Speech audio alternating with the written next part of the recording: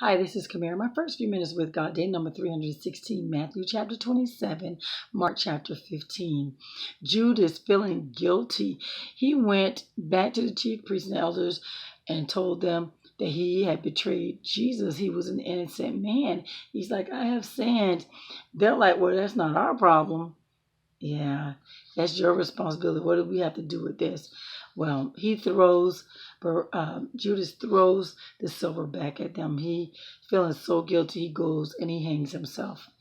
The religious leaders take the money and they buy a field as a burying place for foreigners. Yeah. You had the governor who was interrogating Jesus. Are you king of the Jews? Jesus said, well, you say so. But then when you had the chief priests and the elders ask pretty much the same questions, Jesus totally ignored them. He didn't say a word. When the crowd gathered, Pilate asked the crowd, which one would you like to be released? Because, they had this custom where they release one prisoner during Passover. And so would you like Barabbas, a well-known prisoner, or Jesus, who we just called the Messiah? So he knew that the chief priests and the elders, they wanted Jesus to be crucified out of self-interest. So you had them, the chief priests and elders, persuading the crowd to ask that Barabbas is freed and to have Jesus executed. So Pilate's wife went to him and she told him, or sent a message, told him, don't have anything to do with that innocent man.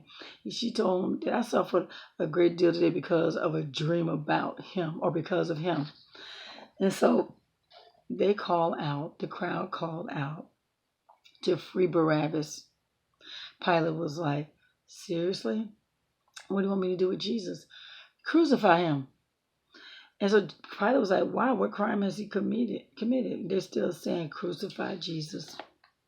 So Pilate, he took and washed his hands in a basin of water in front of the crowd, and he says, I am innocent of this man's blood. It is your responsibility. You had people saying, well, his blood is on us and our children. Then he released Barabbas to them, but he had Jesus flogged. He had Jesus handed over to be crucified. The soldiers, they stripped Jesus. They put a scarlet robe on him.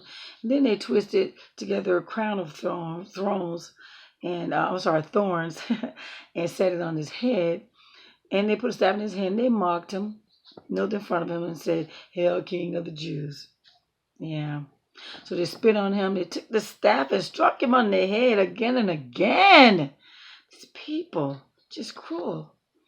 After they mocked him, they took off the robe and they put him on his own robe, and they led him away to be crucified.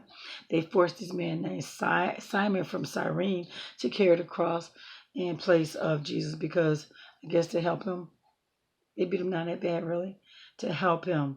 And so he went ahead and took that cross to Golgotha, which means the place of the skulls. Yeah. There they offered Jesus wine to drink. They mixed it with gall. But after tasting it, he refused to drink.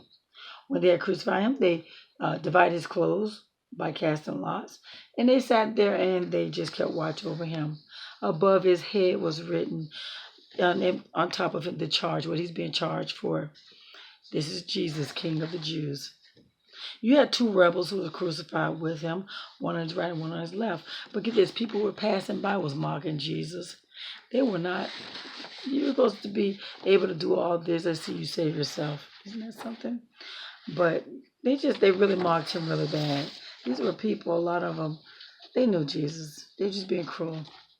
So Jesus, he eventually dies. And during the time that he was going down, it started to get dark. And it's recorded that around 3:00 in the afternoon is when Jesus cried in a loud voice. He said some words of a different language, which means, my God, why have you forsaken me? He felt God had forsaken him. Immediately one of them ran and got a sponge and filled it with vinegar and they put it on the staff and offered him to drink it. When Jesus had cried out again, a loud voice, he gave up his spirit. So basically it was done. At that moment, this is the part right here. At that moment, the curtains of the temple was torn into two from top to bottom. The earth shook, rocks split, and tombs broke open.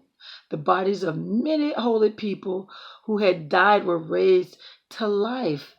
They came out of the tomb after Jesus' resurrection and went into the holy city and appeared to many people.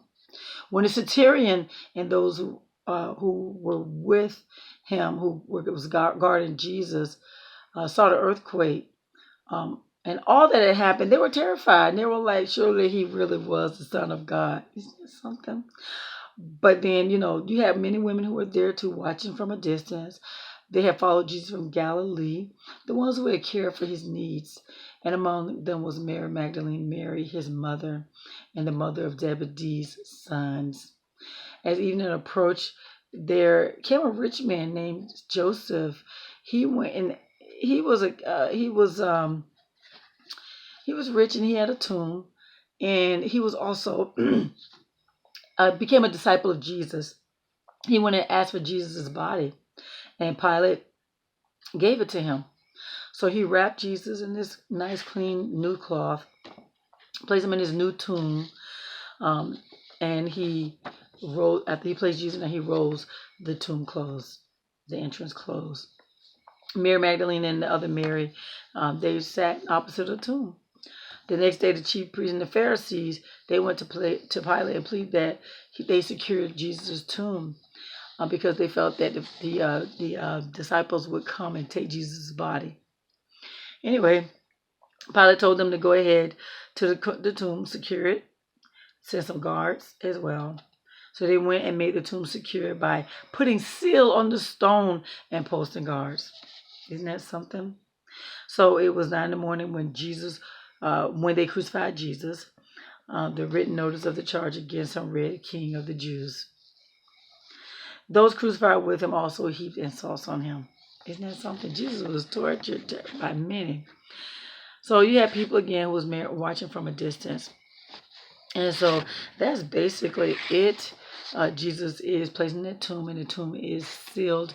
And you had the guards who were watching the tomb.